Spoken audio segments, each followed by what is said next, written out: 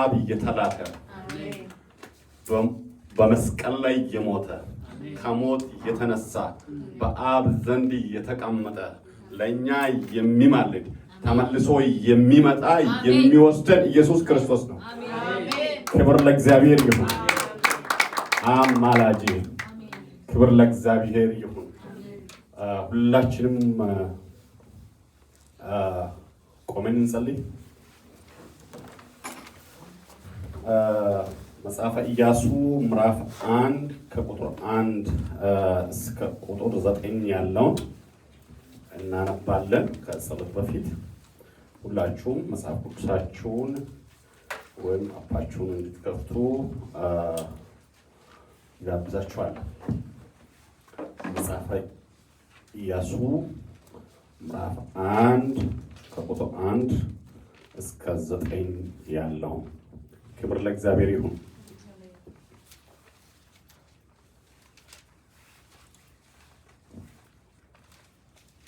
እንዲህ ይላል። እንዲህም ሆነ የእግዚአብሔር ባሪያ ሙሴ ከሞተ በኋላ እግዚአብሔር የሙሴን አገልጋይ የናዌን ልጅ ኢያሱን እንዲህ ብሎ ተናገረው። ባሪያዬ ሙሴ ሞቷል።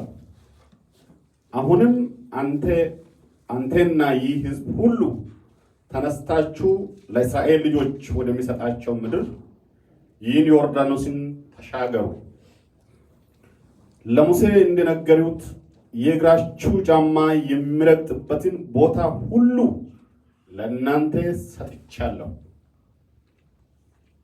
የእግራችሁ ጫማ የሚረግጥበትን ቦታ ሁሉ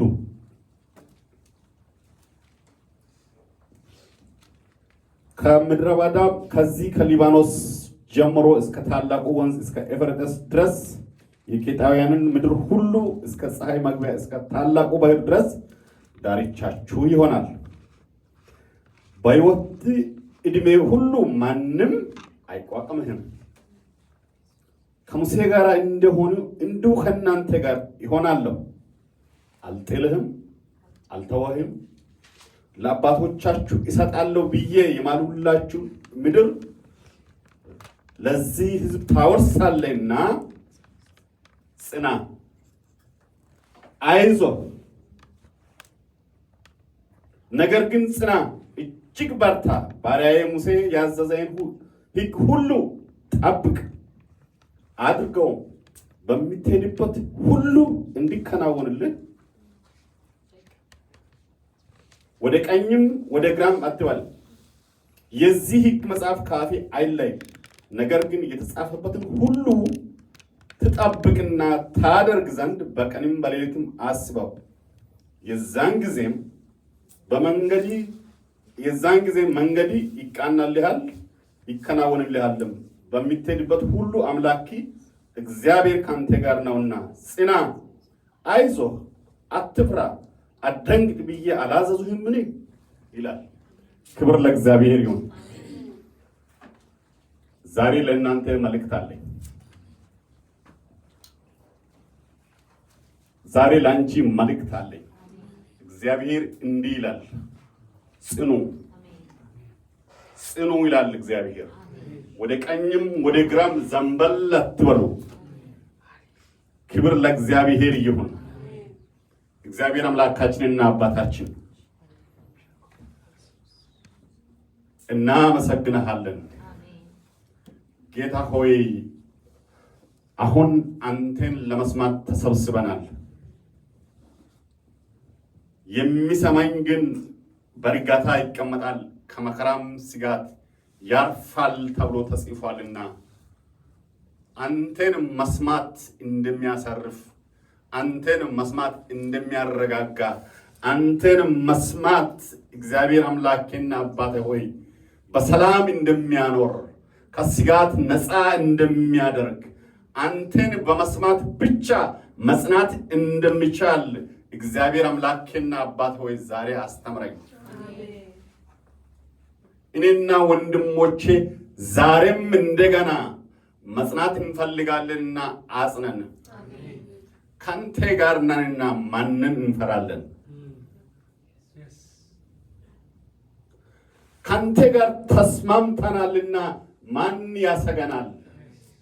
እግዚአብሔር አምላኬና አባቴ ሆይ የሚያሳርፍ ልባችንን የሚያሳርፍ ሕይወታችንን የሚያረጋጋ ብዙዎች አልተረጋጉም። ብዙዎች ስጋት ውስጥ ናቸው። ብዙዎች ጭንቀት ውስጥ ናቸው። ጌታ ሆይ እኛም በዚህ ዓለም ውስጥ ነን። አይናችን እያየ ያለው ጌታ ሆይ አፋቸውን የከፈቱ አንበሶችን ነው። እግዚአብሔር አምላኬና አባቴ ሆይ አንተን በመስማት አንፈራቸውም። ተረጋግተን አርፈን እንቀመጣለን።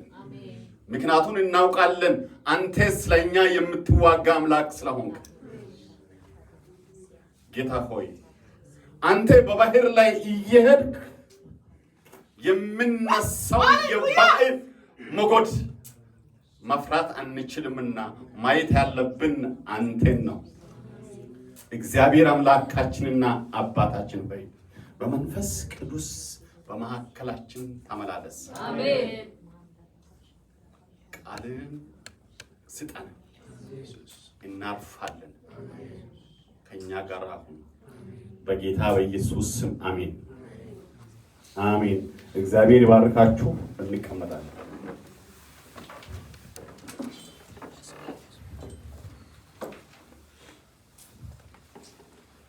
ዛሬ የማካፍላችሁ ቃል በጽናት መኖር የሚል ነው። አሜን ነው።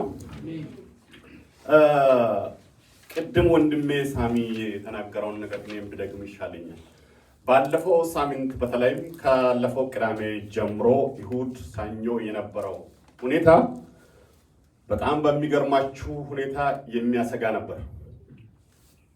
ስቶርም እንደሚመጣ፣ ከባድ ስኖ እንደሚሆን፣ በፍጥነት የሚጓዝ ነፋስ እንዳለ፣ ማብራት እንደሚጠፋ፣ የውሃ መስመር እንደሚቋረጥ ማስ ሚዲያ ዋና ሜን ሚዲያ ስትሪም ቲክቶክ፣ ፌስቡክ፣ ኢንስታግራም፣ ካምፓኒዎች፣ የመንግስት መስሪያ ቤት ሁሉም ማስጠንቀቂያ ሲሰጡ ነበር።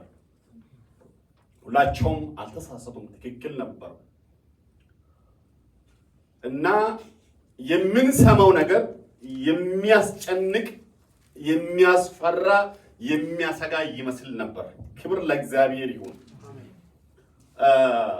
ብዙ ነገሮች አንዳንዴ ተፈጥሮ ያስፈራረናል፣ አንዳንዴ ሰው ራሱ ያስፈራረናል፣ አንዳንዴ የኛ ሁኔታ፣ ጤናችን፣ ገቢያችን፣ ስራችን ያሰጋናል። ሁኔታዎች ያስጨንቁናል። በዙሪያችን ብዙ አፋቸውን የከፈቱ አንበሶች ይታዩናል። ወንድሞች አንድ ነገር ልንገራችሁ። ለኔ የምታየኝ ማለት ነው፣ ለኔ የምታየኝ ለእናንተም የምታያችሁ ብዬ አምናለሁ። በዙሪያዬ የከበቡ አናብስቶች ሳይሆኑ ለኔ የምታየኝ፣ ለኔ በግልጽ የምታየኝ በዙሪያዬ ያለው የእሳት ቅጥር ነው። ክብር ለእግዚአብሔር ይሁን። ለኔ የምታየኝ በዙሪያዬ ያለው የእሳት ቅጥር ነው። ወንድሞቼ ለኔ ከፍ ብሎ የሚሰማው ድምፅ የአውሬው ድምፅ አይደለም። ለኔ ከፍ ብሎ የሚሰማው ድምፅ የሞት ድምፅ አይደለም። ለኔ ከፍ ብሎ የሚሰማው ድምፅ እገልሃለሁ፣ አጠፋሃለሁ የሚለኝ ድምፅ አይደለም። የጎራድን ጩኸት ለመስማት ጆሮዬ ተደፍኗል። ለኔ የሚሰማኝ ከሙሴ ጋራ እንዲሁም ካንተም ጋር ይሆናለሁ ያለኝ የአምላኬ ድምፅ ነው። ሃሌሉያ። ለሚሰማው ነገር ሁሉ ድምፃችሁን ከሰጣችሁ ተኝታችሁ ማደር አትችሉም። ጥንቃቄ አታድርጉ እያልኩ አይደለም። ነገር ግን ከናንተ ጋር ያለው ከሚያስፈራሯችሁ ነገሮች ሁሉ ከናንተ ሁኔታ ከማንኛውም ነገር ከወጀቡ ከአውሎ ነፋሱ ይበልጣል። ኢየሱስ ክርስቶስ በባህር ላይ በእግሩ በባዶ እየሄደ ያለ ወጀቡ ቢነሳው ማይበሉ ብናወጥ ውሃው ቢነሳ የኔ አይን የቱ ጋር ነው መሆን ያለበት ነው? በወጀቡ ላይ ነው ወይስ በኢየሱስ ላይ ነው? በኢየሱስ ላይ ነው። አይናችሁን በኢየሱስ ላይ አድርጉ። አሜን። አይናችሁን በኢየሱስ ላይ ሲታደርጉ ትጸናላችሁ። አሜን። አይናችሁን በወጀቡ ላይ ካደረጋችሁ ትሰጋላችሁ፣ ትፈራላችሁ፣ ትደነግጣላችሁ። አውሎን ነፋስን አቮይድ ማድረግ አንችልም፣ ተፈጥሮ ነው። አቮይድ ማድረግ የምንችለው ምንድነው? የኔን ፍርሃት ነው። በውስጤ የሞላው ውስጤን የሸፈነው የጎልያድ ማስፈራራት ሳይሆን የአምላኬ አብሮነት ነው። የእግዚአብሔር ሕልውና ነው። ያጸናኝ ያቆመኝ የአምላኬ ሕልውና ውስጤን የሞላው ውስጤን የወረሰው ውስጤን የተቆጣጠረው እሱ ነው። ጎልያድማ ማስፈራራቱን መቼም አያቆም። የሚያጸናኝ የሚያቆማችሁ እሱ ነው። ክብር ለእግዚአብሔር ይሁን። እሱ ነው የሚያቆማችሁ።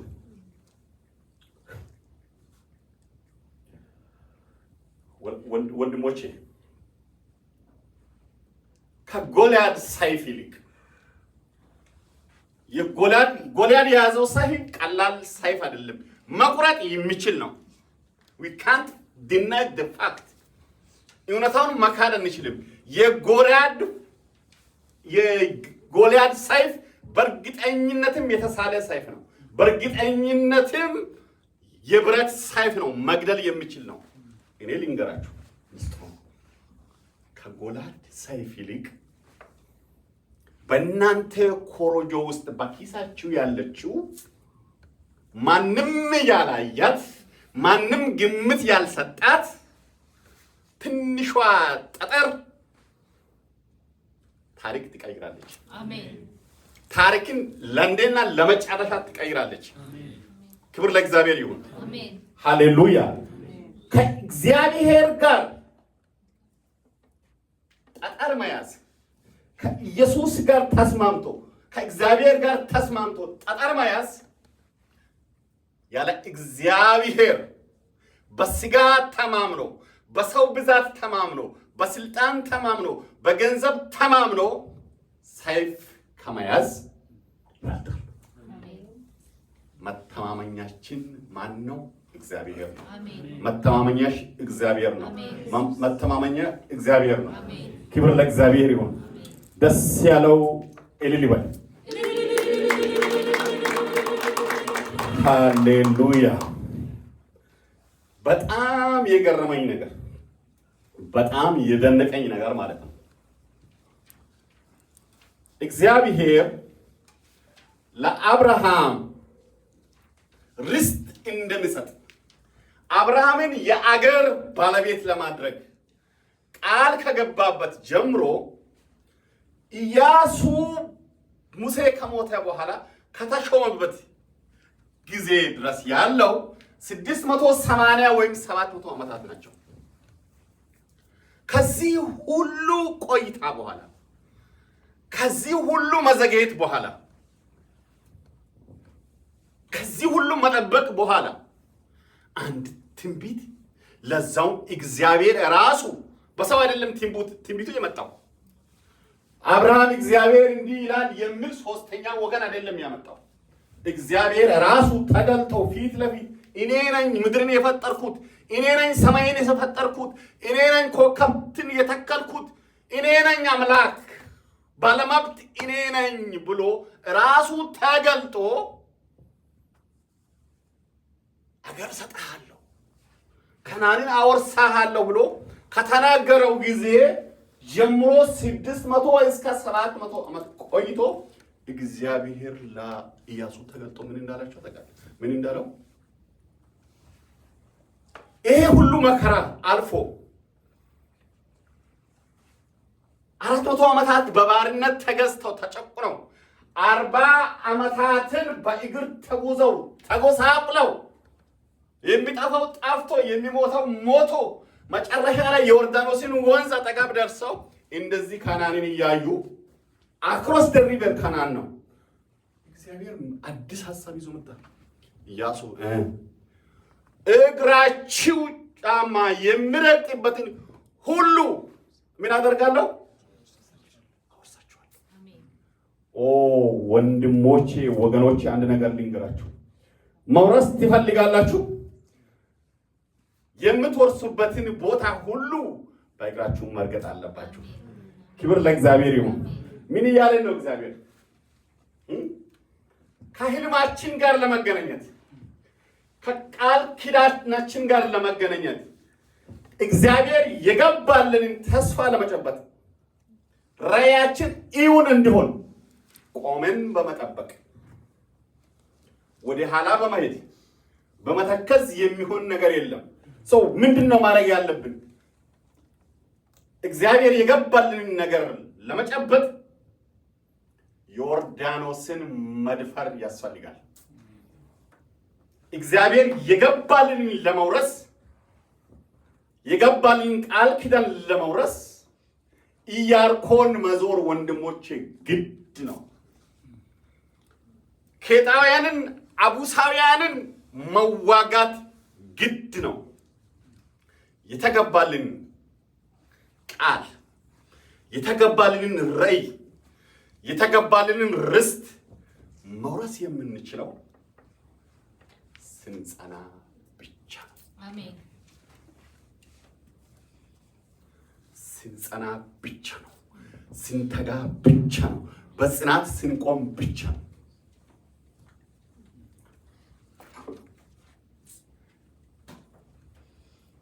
እግዚአብሔር ደካሞችን ይወዳል። ነገር ግን እግዚአብሔር የሰነፎች አምላክ አይደለም።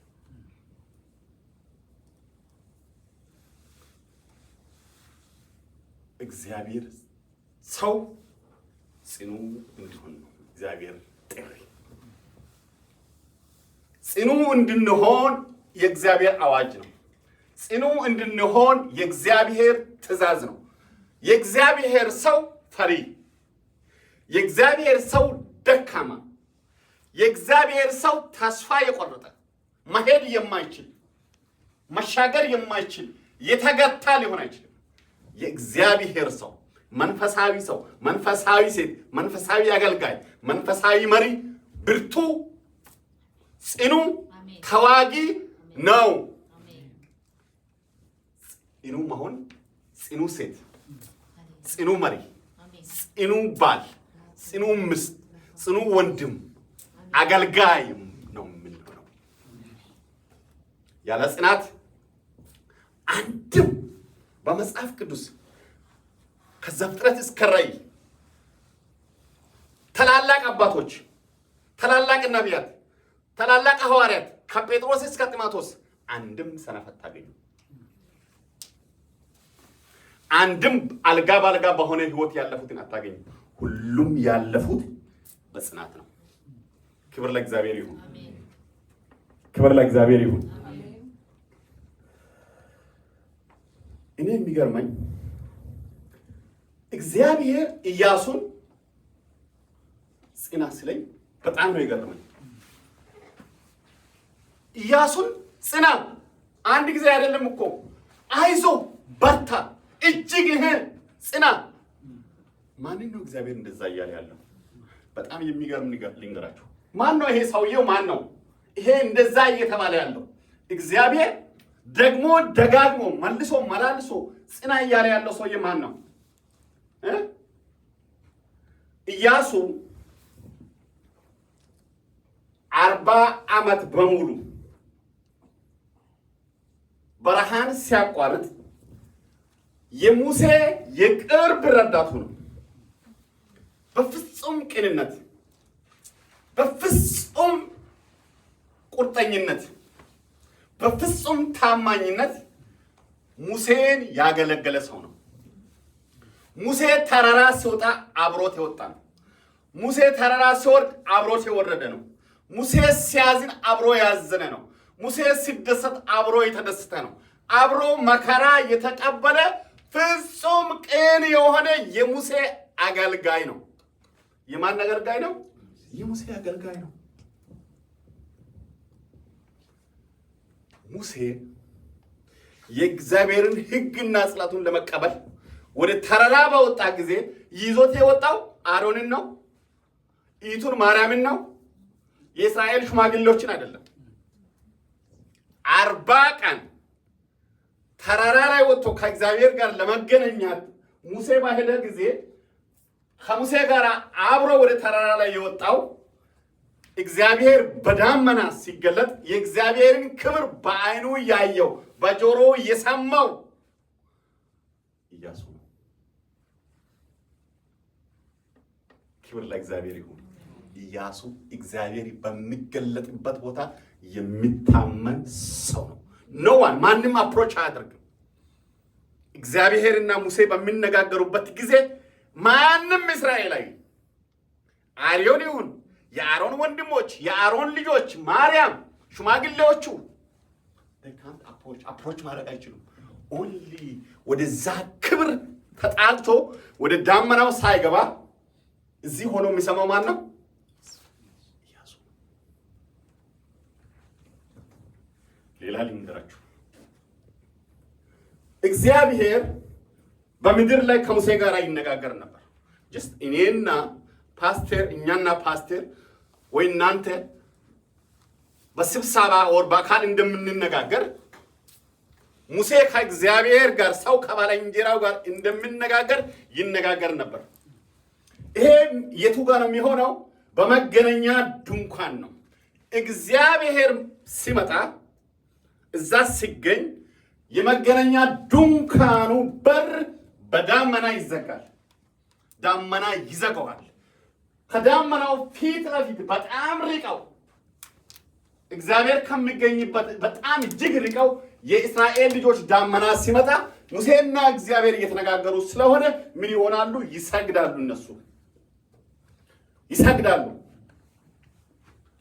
አንድ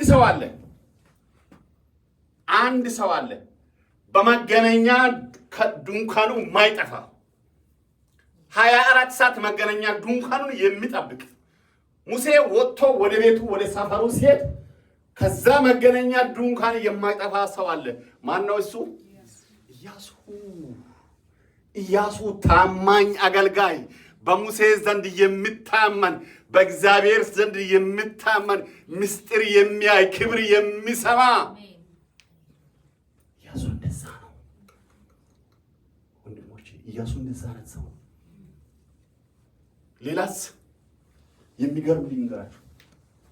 የእስራኤል ልጆች ወደ ተቀበላቸው የተስፋይቱን ምድር ሲጓዙ አማሌቅ የሚባል መናፍስት ቡድን ወንባዴ መንገድ ላይ ተገናኙ።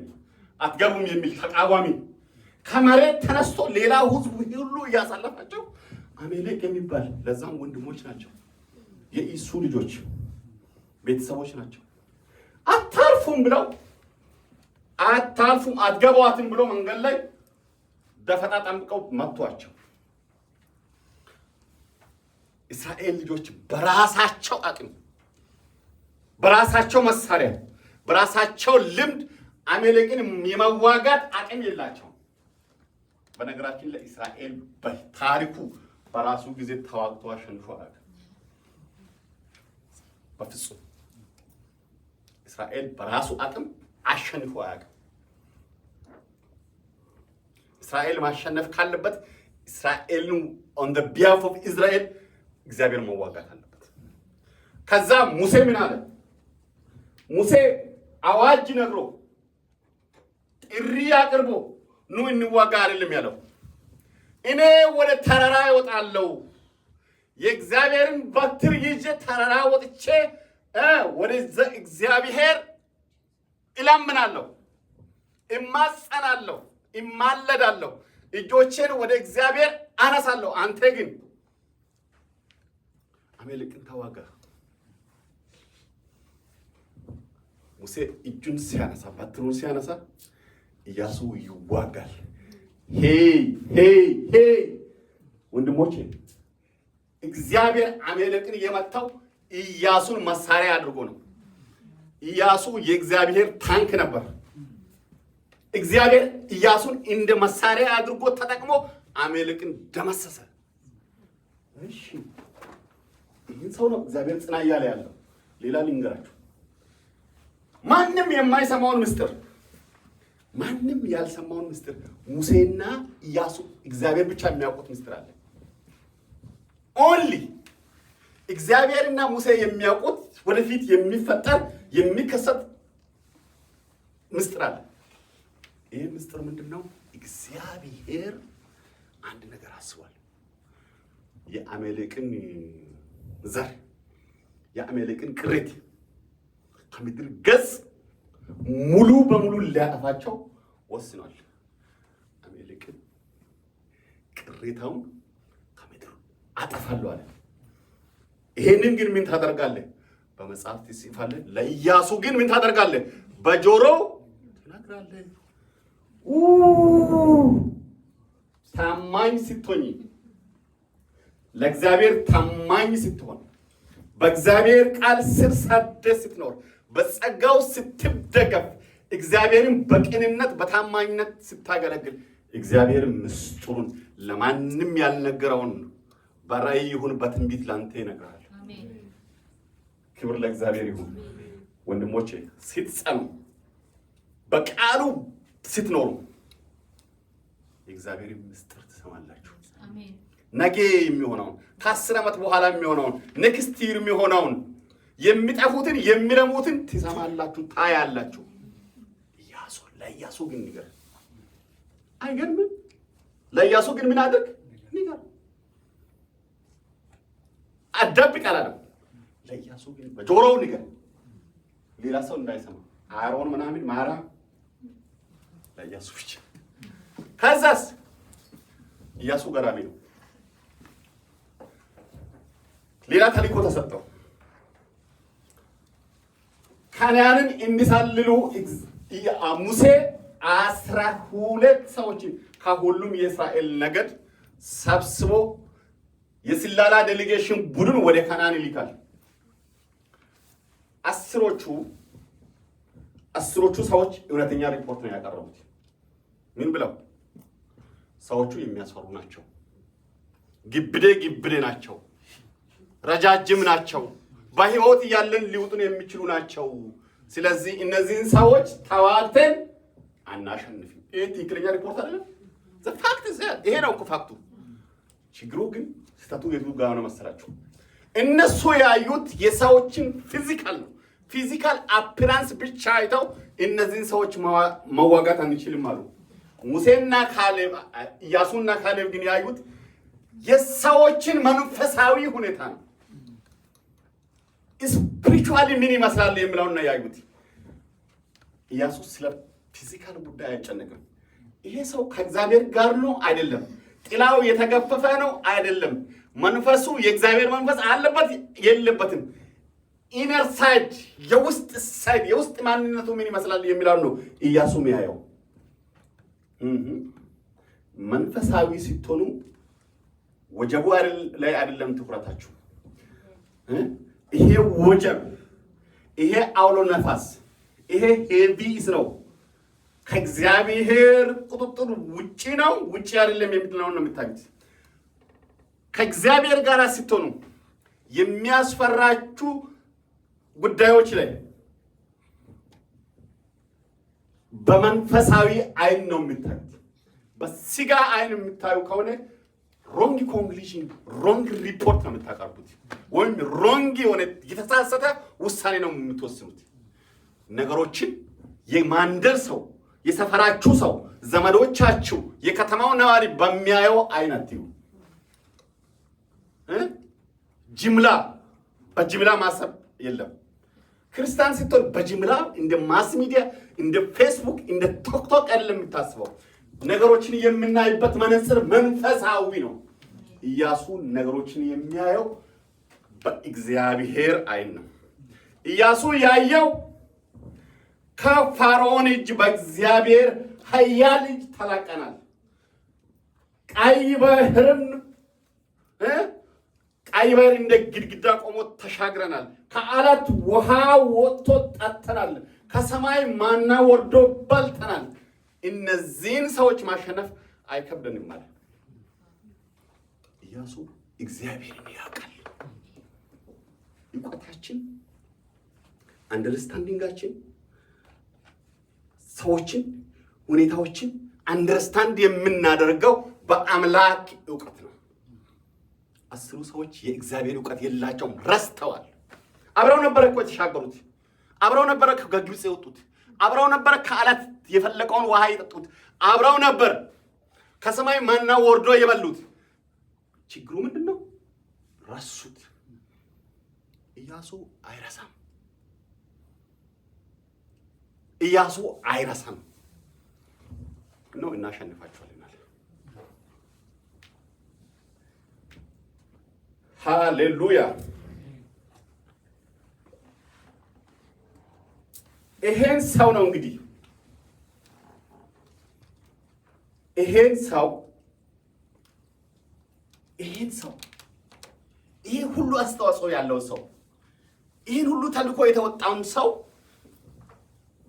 እግዚአብሔር ይሄን ሁሉ ያን ሁሉ እስቲ አንብቡት። ጽና፣ አይዞህ፣ አትፍራ፣ አትደንግጥ፣ እጅግም ጽና። ኦ ማይ ጉድነስ ዋትስ ጎይንግ ኦን። የሆነ ነገር መሃል ይሄ የተለየ ነው። ይሄን ሁሉ የምንተዋወቅ ትላንትና በሱ በኩል ሆነ አማሌቅን አጥፍተህ ይሄ ሁሉ ከሆነ በኋላ የእግዚአብሔርን መገኘት አይቼ ለምንድን ነው እግዚአብሔር መልሶ መላልሶ ደግሞ ደጋግሞ ጽና የሚለው? ወደዚህ ነው ወንድሞቼ።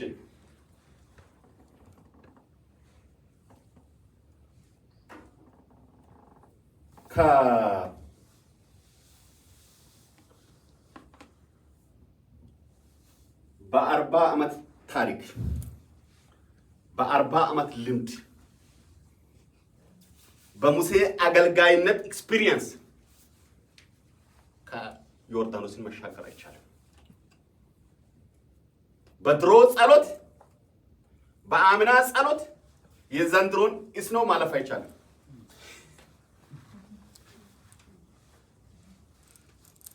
አሁን ያለው ፈተና፣ አሁን ያለው ችግር፣ አሁን ያለው ተግዳሮት ራሱን የቻለ ጽናትን የሚጠይቅ ነው። አሁን ያለው ሁኔታ፣ በእኛ ዘመን ያለው ሁኔታ፣ በእኛ ዘመን ያለው ሲስተም፣ በእኛ ዘመን ያለው ባህል፣ በእኛ ዘመን ያለው ችግር አሁን በእግዚአብሔር ፊት መታደስን፣ አሁን ከእግዚአብሔር ጋር መስማማትን፣ አሁን በወንጌል መጽናትን የሚጠይቅ ነው። በድሮ ልምድ ድሮ ያገለገልንበት፣ ድሮ የበርተንበት፣ ድሮ የመሰከርንበት ተሰርዟል እያልኩ አይደለም። ዋጋ ቢስ ነው እያልኩ አይደለም። ነገር ግን መንፈሳዊ ጉዞ የልምድ ጉዞ አይደለም። ዕለት ዕለት ከእግዚአብሔር ጋር ወደ እግዚአብሔር መቅረብን፣ ዕለት ዕለት ሳያቋርጡ መጸለይን፣ በየቀኑ ማገልገልን፣ በየቀኑ መስቀል መሸከምን ነው የሚጠይቀው። ወንድሞቼ አሁን ጽኑ። ክብር ለእግዚአብሔር ይሁን። ኦኬ፣ እግዚአብሔር ለምንድን ነው ሙሴ ኢያሱን ጽና፣ በርታ፣ እጅግም በርታ፣ አትፍራ፣ አትደንግጥ እያለ ያለው? አሁን የእስራኤል ልጆች ጉዞ ወደ 3ኛ ምዕራፍ ደርሷል። መጀመሪያ ምንድን ነው የሆኑት? ከግብፅ ወጡ። ከግብፅ ከወጡ በኋላ 40 ዓመት ተጓዙ። ዮርዳኖስ ደረሱ። አዲስ ነገር ነው የሆነው። አዲስ ነገር አለ። አዲስ ክስተት። እነሱ ያልጠበቁት ነገር ሆኗል። ምን ሆኗል? ሙሴ ሞቷል። እስራኤል ልጆች በ40 ዓመት ውስጥ ፎር ዛት ማተር በነገራችን ላይ የመጀመሪያ መሪያቸው ነው። በእስራኤል ልጆች ታሪክ የራሳቸው መሪ አልነበራቸው። የመጀመሪያ መሪያቸው ሙሴ ነው። የመጀመሪያ መሪያቸው ለ40 ዓመታት 2 ሚሊዮን የሚሆኑት መቼም 600,000 ወንዶች ከሆኑ ሴቶች ሲደመሩ ህፃናት ሲደመሩ ወደ 2 ሚሊዮን ይሆናሉ ብለን አስቡናል። 40 ዓመታት በበረሃ በሰው ሀገር የመራው ሰው የእስራኤል ልጆች 40 ዓመት እድሜ ያላቸው ሌላ ሰው አያውቁም። ሙሴን ብቻ ነው የሚያውቁት። 40 ዓመት ሙሉ የሚያምኑት ሲራቡ ሙሴ ምግብ፣ ስጋ ሲፈልጉ ሙሴ ስጋ፣ ውሃ ሲጠማቸው ሙሴ ውሃ፣ ሲታመሙ ሙሴ ሕክምና፣ ሙሴ ኤቭሪቲንግ፣ ሲበዳደሉ አንዱ ጋር ሲጣላ ሙሴ ፍትህ፣ ሙሴ ኤቭሪቲንጋቸው ነው። እርሻቸው ነው፣ ምግባቸው ነው፣ ቤታቸው ነው። ሙሴ ኢዝ ኤቭሪቲንግ። በቃ ለነሱ ሙሴ ሁሉ ነገራቸው ነው። ይሄ ሙሴ ከሞታ የሙሴ ሞት አደገኛ ክስተት ነው። መሪም መሆን ይቻላል። ሙሴን መተካት ግን ከባድ ነው። መሪ መሆን ይቻላል። አንዳንድ ጊዜ አንዳንድ ነገር እንደው የኛ ነገር ተውት፣ ሌላ ሀሳብ ውስጥ እንዳላስገባችሁ ብዬ የኛን ተውትና አንዳንድ ሀገር ውስጥ አንዳንድ በጣም ተወዳጅ ተቀባይነት ያላቸውና ስኬታማ የሆኑ መሪዎች በሆነ አጋጣሚ ሲሞቱ ቀጥለው ለሚመጡ መሪዎች መከራ ነው የሚሆንባቸው። በህዝቡ ውስጥ አይገቡም። ሁለተኛ ያ ሰውዬ የሰራውን ለመስራት it takes a long time። ስለዚህ ተቀባይነት አያገኙም፣ ይቸገራሉ። ሙሴን ተክቶ መሪ መሆን፣ የእስራኤል ህዝብ መሪ መሆን በራሱ ፈተና ነው። እሱ ምን ይጠይቃል መሰላችሁ? እሱ የሚጠይቀው ሙሴን ለመተካት የመጀመሪያ የሚጠይቀው ሙሴ ያስተማረው ትምህርት አለ። ሙሴ የሰጠው ትምህርት አለ። ከዛ ትምህርት ወደ ግራም ወደ ቀኝም ፈቀቅ ያለ ማለት ነው። በዛ ላይ መቆም ነው የሚጠይቀው። ሙሴን ለመተካት በእግዚአብሔር ሕግ ምን መሆን? መጽናት። ሙሴን ለመተካት እንደ ሙሴ በእግዚአብሔር መታመም፣ በቃ እምነትን በሙሉ በእግዚአብሔር ላይ ማድረግ። ውሃ እንደሚፈልቅ አለትን መጥቶ ውሃ ማፍለቅ፣ ቀይ ባህርን በበትር መጥቶ መክፋል፣ ብትርን ኢበብን ገሎ ተመልከቱና ትድናላችሁ ማለት፣ እጅ ወደ ላይ አንስቶ አሜሌቅን መደምሰስ፣ ያ እንደ ሙሴ በእግዚአብሔር መደገፍን ይጠይቃል። እወርሳለሁ ብሎ 40 ዓመት በሙሉ በበረሃ ላይ መጓዝን ይጠይቃል በእምነት። ተስፋ እግዚአብሔር እያለ ያለው ይሄ ሰውዬ እንዳያበላሽብኝ፣ አንድ ከኢያሱ የሚጠበቀው ምንድነው? በእግዚአብሔር ሕግ ላይ መጽናት ነው። ሁለት ከኢያሱ የሚጠበቀው ምንድነው? በጽናት ያለ ፍርሃት መጓዝ ነው። ስለዚህ ነው እግዚአብሔር ምን እያለ ያለው? ጽና፣ አትደንግጥ፣ አትፍራ፣ እጅግም በርታ፣ ከሙሴ ጋር እንደሆንኩ ከአንተ ጋር ይሆናለሁ። ክብር ለእግዚአብሔር ይሁን። እሺ ሌላስ ተመልከቱ። ከፊት ለፊታቸው ምን አለ? ዮርዳኖስ ወንዝ አለ። ማለት ዮርዳኖስ ወንዝ በጣም ትልቅ ወንዝ አይደለም። ትልቅ ወንዝ ነው የስ ግን በጣም ትልቅ የሚባል አይነት በዓለም ላይ አንደኛ ወንዝ አይደለም። ግን ምን ጊዜው የዝናብ ወቅት ስለነበረ ወንዙ ሞልቷል። እጅግ ሞልቶ ነበር። ሙሴ በበትር ነክቶ ቀይ ባህርን አሻግሯቸዋል። አሁን የኢያሱ ፈተና ምንድን ነው? የኢያሱ ፈተና የሚጀምረው ዮርዳኖስን በመሻገር ነው። ስለዚህ እነዚህን 2 ሚሊዮን ሰዎች ህፃናትን፣ አረጋውያንን፣ ሴቶችን በቃ እግዚአብሔር ነግሮኛል ግቡ ብሎ ማሻገር ነው። ይህንን ኃላፊነት መውሰድ፣ ይህንን ሰው ዮርዳኖስን ማሻገር አለበት። ዮርዳኖስን ለማሻገር ኃላፊነት የሚወስደው ማን ነው? ኢያሱ ነው። ስኖ ስላለ ዛሬ ቸርች ማድረግ አንችልም፣ አካል ማድረግ አንችልም። በምንድን ነው የምናደርገው? በዙም። ለምን? ማን ነው ኃላፊነት የሚወስድ? ኢያሱ ኃላፊነት ወስዶ እነዚህ ሰዎች ወደ ዮርዳኖስ ወንዝ ግቡ ማለት አለበት። ስለዚህ ለዚህ ምንድነው መፍትሄው? በእግዚአብሔር መተማመን ነው፣ አለመፍራት ነው፣ አለመደንገጥ ነው፣ እጅግ መበርታት ነው። ይሲ ይሄ ኃላፊነት አለበት። ከዛስ ዮርዳኖስን እንደተሻገረ የሚጠብቀው ምንድነው? ከነዓን ነው። ከነዓን ውስጥ የውጊያ ልምድ ያላቸው ከነሱ በብዙ እጥፍ የሚበልጡ 31 ምናምን ነገስታት የማይታወቁ የተመሸገ የኢያሪኮ ከተማ ይጠብቃቸዋል።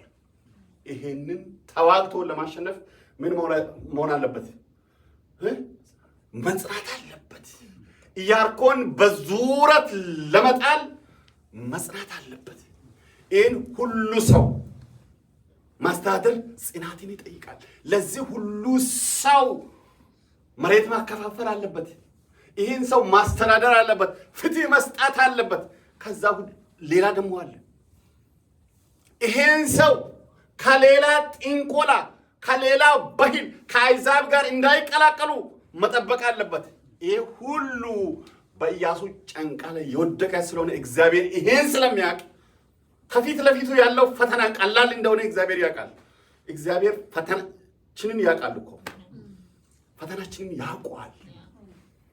ፈተናችን ከፊታችን ያለው ፈተና እግዚአብሔር ቀላል ነው እያለ አይደለም። እግዚአብሔር ዮርዳኖስ የለም እያለ አይደለም። እግዚአብሔር ኢያሪኮ የለችም እያለ አይደለም። እግዚአብሔር ምን እያለ ነው? 31 ነገስታት የሉም እያለ አይደለም። እግዚአብሔር ግን እያለ ያለው ምንድን ነው? በመጀመሪያ በሕጌ ላይ ጽና፣ በጸጋዬ ተደገፍ፣ አትፍራ። ምን አድርግ? ርገጥ።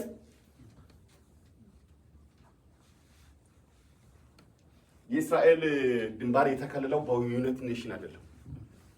እግዚአብሔር ነው ዲማርኬሽን የሰራው። በጣም የሚገርም ዲማርኬሽን የሰራው ማለት ነው። አስደናቂ ነው። እግዚአብሔር ያንን ቦታ የመረጠበት በጣም አስደናቂ ነው። በዌስት ሜዲትራኒያን ባህር አለ፣ በደቡብ ቀይ ባህር አለ፣ በሰሜን ኤፍራጥስ ወንዝ አለ። እጅግ ስትራቴጂክ ቦታ መርጦ ነው የሰጣቸው። እግዚአብሔር ሲያዳላ እንደዛ ነው። በእውነት እግዚአብሔር ሲያዳላ እንደዛ ነው። በቃ ማን ይከለክላል? እግዚአብሔር ከሰጠ ማንም አይከለክልህም። እግዚአብሔር ሲሰጥ እንደዛ ነው። ስለዚህ ለሙሴ ለኢያሱ ምንድነው? መጽናት የምርጫ ጉዳይ አይደለም። መጽናት የምርጫ ጉዳይ አይደለም። ክብር ለእግዚአብሔር ይሁን።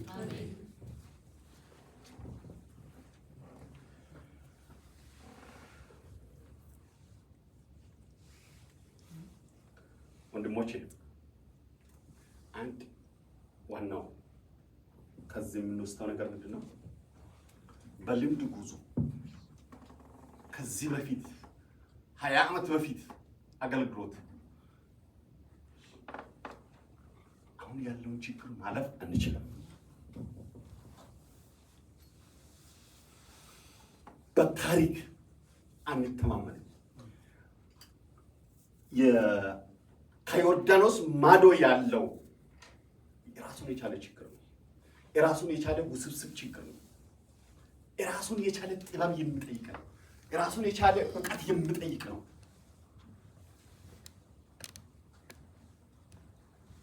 አዲስ አበባ በነበረን እውቀት፣ አዲስ አበባ በነበረን አንደርስታንዲንግ ዋሽንግተን ዲሲ ቸርች መግባት እንችላለን። አዲስ ነው። አዲስ ሲስተም ነው። አዲስ ካልቸር ነው። ውስብስብ ነገር ነው ያለው። አዲስ ማህበረሰብ ነው። ስለዚህ እዚህ ያለው እውነታ ሌላ ነው። ለዛ ነገር ለአዲስ ነገር ራሳችንን ማዘጋጀት አለብን። ራሳችንን ማዘጋጀት አለብን። ባላችሁ ባለን ጸጋ ባለን አገልግሎት ባለን ጸሎት እግዚአብሔርን ማመስገን የስጥሩ ነው። ነገር ግን ማርካት የለብንም፣ መቆም የለብንም። ሁል ጊዜ መለወጥ፣ ሁል ጊዜ ማደግ፣ ዕውቀታችን መጨመር፣ ጸጋችንን መጨመር፣ ኮሚትሜንታችንን መጨመር፣ አገልግሎታችንን መጨመር ነው የሚያስፈልገው። የምንዘናጋበት ጊዜ አይደለም። ለምን? ጠላቶቻችን እየተግባረ ነው። አንደኛ በጣም መዓት ናቸው፣ አሸዋ ናቸው፣ በጣም አሸዋ ናቸው። እዚህ ጋር ስትለው እዚህ ጋር ብቅ ይላል፣ እዚህ ጋር ስትመታው እዛ ጋር ሌላ አይኑን አውጥቶ ይጠብቃል። በዛ ስትል በዛ በኩል ይመጣል። ስለዚህ ሁል ጊዜ ጽኑ፣ ሁል ጊዜ ጥንቁቅ፣ ሁል ጊዜ የታጠቀ፣ ሁል ጊዜ የሚዋጋ ሰው መሆን አለበት። ክብር ለእግዚአብሔር ይሁን። ሃሌሉያ።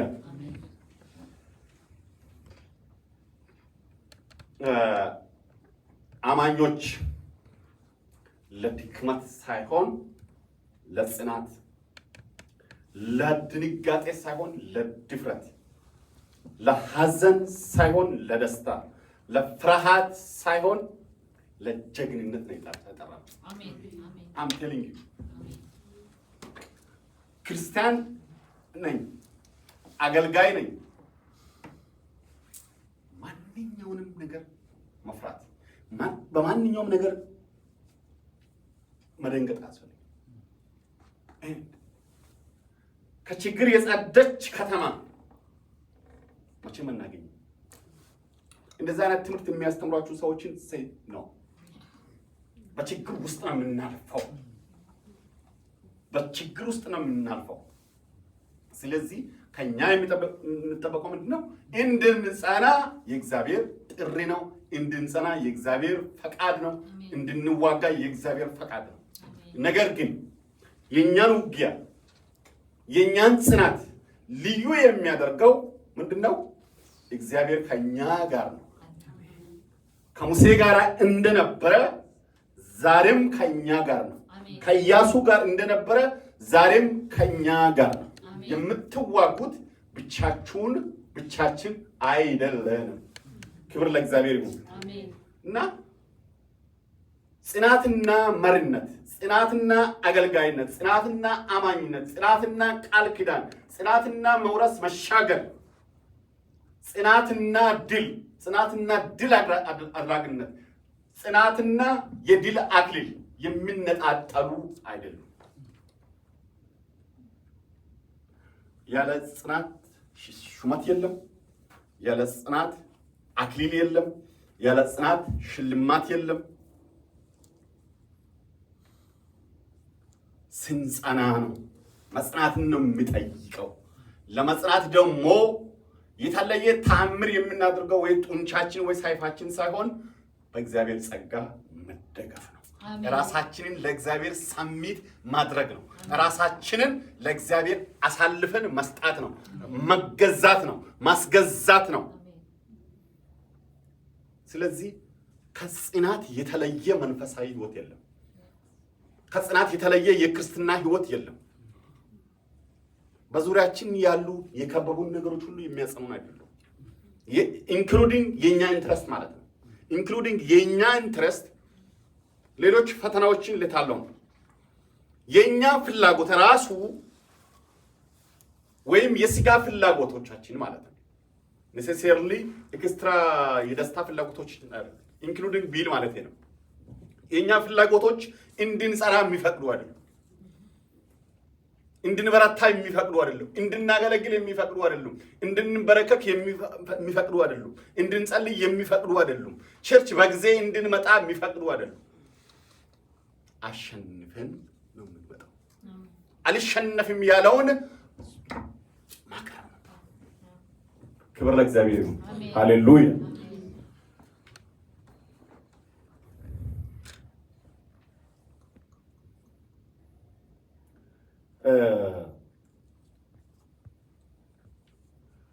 እኛ ጴንጤዎች የሚያሰገን ነገር የለም ማለት አይደለም። የሚያስጨንቀን ነገር የለም ማለት አይደለም። ከአቅማችን በላይ የሆነ የሚከብድ ነገር የለም ማለት አይደለም። እኛን ልዩ የሚያደርገው ወንድሞቼ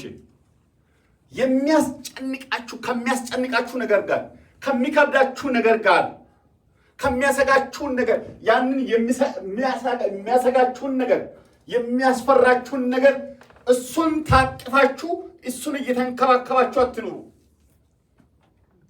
ፍራቴን ለምንድን ነው የምንከባከባት? ፍራቴን ጭንቀቴን ለምንድን ነው አዝያት የሚሄደው? ፍራቴን ጭንቀቴን የሚሸከም አለ። ችግሬን፣ መከራዬን፣ የጤናዬን ችግር በዙሪያዬ ላይ የከበቡኝን ለምን እነሱን ሊንከባከባቸው? ለምንድን ነው ለእነሱ እድል ፋንታ የሚሰጠው በእኔ ላይ እንዲሰለጥኑ? የእኛ ምስጢር ምንድን ነው? የሚከብደንን ነገር አሳልፈን መስጣት ነው።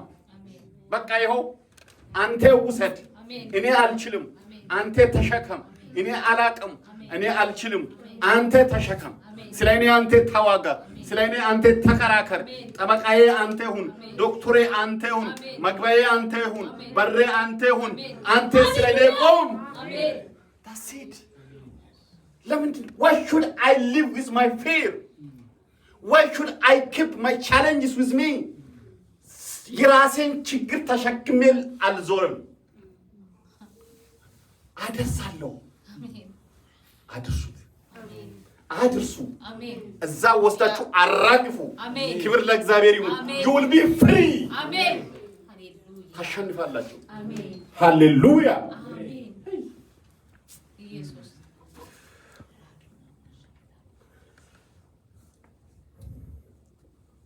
ኦኬ ለመጽናት ምን እናደርግ?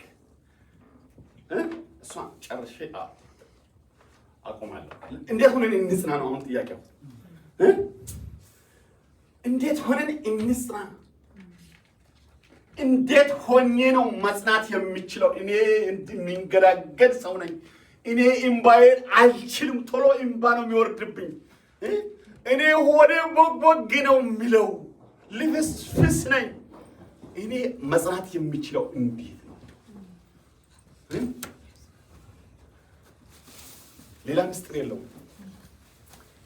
ምስጢር የለውም። ለመጽናት ሌላ ታክቲክ፣ ሌላ ስትራቴጂ፣ ሪሰርች አያስፈልግም። በሚያጸና አምላክ መደገፍ ነው። አሜን አሜን። በሚያጸና አምላክ በሚያጸና ጸጋ መደገፍ ነው። በእግዚአብሔር ስትደገፉ፣ መተማመኛችሁ እግዚአብሔር ስታደርጉ ዮርዳኖስን አትፈሩ። በእግዚአብሔር የሚተማመን የኢያሪኮ ግንብ እንደሚፈርስ ያውቀዋል። ኢያሪኮ ግንብ እንደሚፈርስ የምናውቀው ግንቡን አይተን አይደለም። ግንቡ ሳይመጣ የሚያጋጥሙን ግንቦች ሁሉ እንደሚፈርሱ ማመን አለብን። ክብር ለእግዚአብሔር ይሁን። የድፍረታችን ምንጭ፣ የጽናታችን ምንጭ በራስ መተማመናችን ሳይሆን በእግዚአብሔር መተማመናችን ነው። በእግዚአብሔር ስንተማመን እግዚአብሔር ለእኛ ታማኝ ይሆናል። ስለዚህ ጸንተን መቆም የምንችለው መተማመኛችን እግዚአብሔር ስናደርግ ብቻ ነው። እንዲህ ይላል ምሳሌ 3:5 ላይ በፍጹም ልብ በእግዚአብሔር ታመን፣ በራስህ ማስተዋል አትደገፍ፣ በመንገድህ ሁሉ እርሱን ይወቅ፣ እርሱም ጎዳናህን ያቃናልሃል። ክብር ለእግዚአብሔር ይሁን። እግዚአብሔርን ትተን ኃያል መሆን አንችልም። በእግዚአብሔር ሳንታመን ጽኑ ሰዎች ልንሆን አንችልም። እግዚአብሔርን ስናውቅ፣ በቃሉ ስንጸና፣ በዙሪያችን ያሉ ሁኔታዎች፣ በእኛ ዙሪያ ያሉ ሁኔታዎች እኛ ማን እንደሆንን ያውቃል።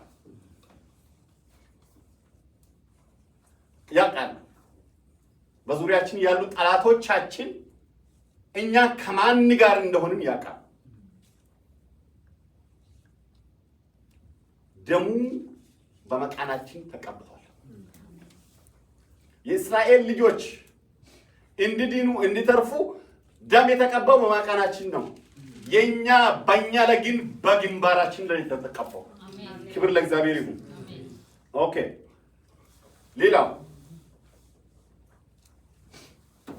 ለመጽናት መታዘዝ፣ የመታዘዝ ህይወት፣ ለእግዚአብሔር መገዛት፣ እግዚአብሔርን መስማት ጽኑ ያደርገናል።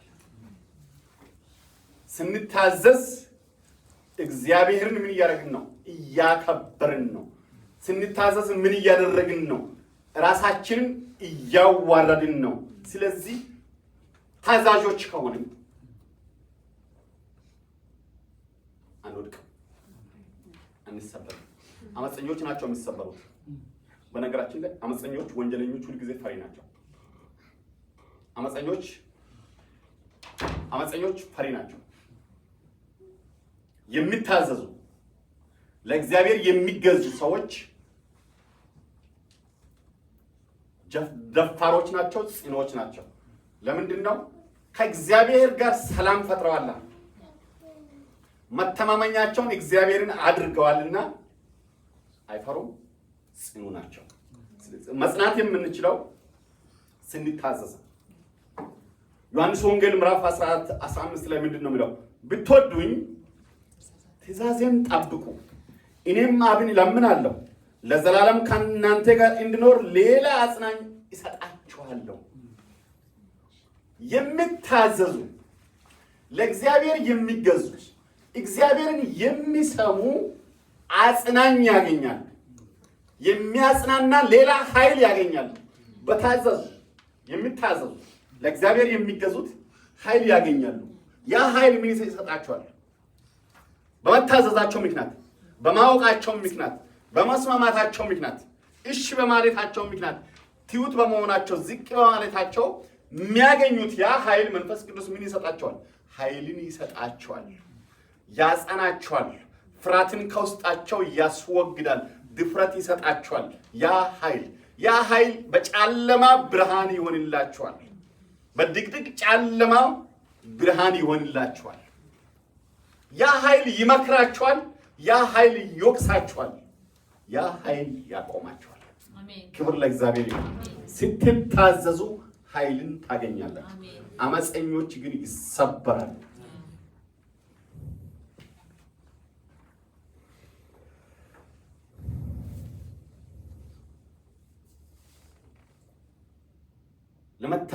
ለመጽናት እምነት ያስፈልጋል። መንታ ልብ ይዘን በጥርጣሬ ተሞልተን ጽኑ ኃያል መሆን አንችልም። ለሁለት ጌታ መገዛት አንችልም። ፍርሃትን ጌታችን ማድረግ፣ ስጋትን ጌታችን ማድረግ እና እግዚአብሔርን አምላካችን ማድረግ አንችልም። ስለዚህ ከፍርሃት መውጣት አለብን። በእግዚአብሔር መተማመን አለብን። እምነታችን በእግዚአብሔር ላይ መሆን አለበት። ስንሰጋ ስንደነግጥ ምን እያደረግን ነው? እግዚአብሔርን መተማመናችን እያደረግን አይደለም። እርግጠኞች አይደለንም። በእግዚአብሔር ላይ ጥርጣሬ አለ። ነገር ግን እምነታችን ሙሉ ሲሆን አንፈራም። ትወርሳለህ ያለ እግዚአብሔር ያስወርሰኛል ብለን ማመን ያለብን። ለጥርሳቸው ንካሻ አላደርግህም ያለው እግዚአብሔር ትክክል እንደሆነ ማመን አለብን። ለጥርሳቸው ንካሻ አትሆኑ እና ሌላው ለመጽናት ጸሎት ያስፈልገናል። እዚህ ላይ ብዙ ዝርዝር ውስጥ አልገባም። ኃያልነት፣ ጽኑ መሆን፣ ተዋጊ መሆን ያለ ጸሎት የሚሆን አይደለም። ጸሎት የሚያስፈልገን ፍላጎቶቻችንን ለማሟላት ብቻ አይደለም። ማለት ወይ ቁሳዊ ፍላጎቶቻችን ልናሟላ ብቻ የምንፈልገው ጉዳይ አይደለም። ጸሎት ማለት በእግዚአብሔር መደገፍ ነው። ስንጸልይ ምን እያደረግን ነው? በእግዚአብሔር እየተደገፍን ነው። ስንጸልይ ምን እያደረግን ነው? ለእግዚአብሔር እየተገዘን ነው። በእኛ ላይ የእግዚአብሔርን በላይነት በሁኔታዎች ላይ የእግዚአብሔርን በላይነት እያወጅን ነው። ራሳችን በእግዚአብሔር ፊት ምን እያደረግን ነው? እያስገዘን ነው። ምን እያደረግን ነው? እርሱን እያመለክን ነው። ተንበርክከን ስንጸልይ ምን እያደረግነው ነው? እያመለክነው ነው። ፍርሃቴን አይደለም እያመለኩት ያለው፣ ሁኔታዎቼን አይደለም እያመለኩ ያለሁት፣ ባለኝ ነገር አይደለም እየተማመንኩ ያለሁት። ተንበርክኬ ስጸልይ ምን እያደረኩ ነው? ተስፋዬን እምነቴን በእግዚአብሔር ላይ እያደረኩ ነኝ። አንተ ታደርጋለህ፣ አንተ ትችላለህ እያልን ነው። በእርግጥም ይችላል። ራሳችንን እያዋረድን ነው በእግዚአብሔር ፊት።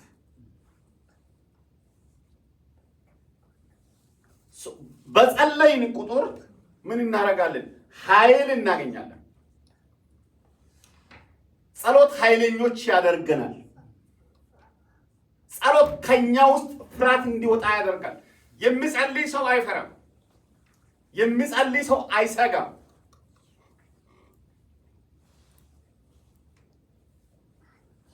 ጸሎት ምን እያደረገን ነው? ከኛ ውስጥ ትዕቢትን አውጥቶ እኛን ምን እያደረገ ነው? ትሑቶች እንድንሆን እያደረገ ነው። በእግዚአብሔር ላይ ጥገኞች እያደረግን ነው። ጥገኞች እየሆንን ነው ማለት ምንድን ነው? በእግዚአብሔር ላይ እየተደገፍን ነው። ራሳችንን ኢንዲፔንዳንት እያደረግን አይደለም። ራሳችንን ነፃ ሰዎች እያደረግን አይደለም። ምን እያደረግን ነው? በእግዚአብሔር እየተደገፍን ነው። በእግዚአብሔር ስትደገፍ በእግዚአብሔር እየተደገፍ እግዚአብሔር አይጥልም። በእግዚአብሔር እየተደገፍ እግዚአብሔር አይተወህም። በእግዚአብሔር እየተደገፍ እግዚአብሔር ለሌላ አሳልፎ አይሰጥም። በእግዚአብሔር የሚደገፍ ሰው ፈቃዱ በሌሎች እጅ አይሆንም። እኔ ሁልጊዜ የምለምነው ነገር አለ። የኔን ፈቃድ ወይም የኔ ጉዳይ በሰው እጅ እንዲሆን አልፈልግም። ማንም ይሁን የኔ ጉዳይ ሰው የሚሰጠኝና ሰው የሚከለክለኝ ነገር እንዲኖር አልፈልግም። ምንም ነገር ከእግዚአብሔር ያልሆነ ነገር ሰው እንዲሰጠኝ ሰው እንዲከለክለኝ አልፈልግም። የሚገለኝ ከሆነ እሱ ይግደለኝ፣ የሚከለክለኝ ከሆነ እሱ ይከለክለኝ። ፈቃዴን ብቻ ከሰው ጋር አያያዝ። የኔ ነገራችሁ ከሰው ጋር አያያዝ። ጥገኝነታችሁ በሰው ላይ አይሁን። መደገፋችሁ በሰው ላይ አይሁን። ተስፋችሁ በሲስቴም ላይ በሰው ላይ አይሁን። ተስፋችሁ ጥገኝነታችሁ በእግዚአብሔር ላይ ነው። በእግዚአብሔር ላይ ጥገኛ ሆናችሁ ችግር የለም። ደካሞች ነው። ግን ማንም ይሁን ማን በሰው ላይ እንዲደገፍ አያድርገኝ። እግዚአብሔር ይመስገን በሰው ተደግፌ አላውቅም በህይወት ዘመኔ። ኔቨር። ክብር ለእግዚአብሔር ይሁን። እና ትንሽ ጸሎት ትንሽ ድል ነች። ትንሽ ጸሎት ትንሽ ጽናት ነች። ትልቅ ጸሎት ትልቅ ጽናት ነው። ክብር ለእግዚአብሔር ይሁን። እግዚአብሔር ይባርካችሁ፣ ጽናቱን ይስጣችሁ። አሜን። እግዚአብሔር በጽናት ይባርካችሁ። አሜን። በጽናት አገልግሉ። አሜን። በጽናት ጸልዩ። አሜን። በጽናት አመስግኑ። አሜን። የጽናት አማኞች ሁኑ። እግዚአብሔር ይባርካችሁ።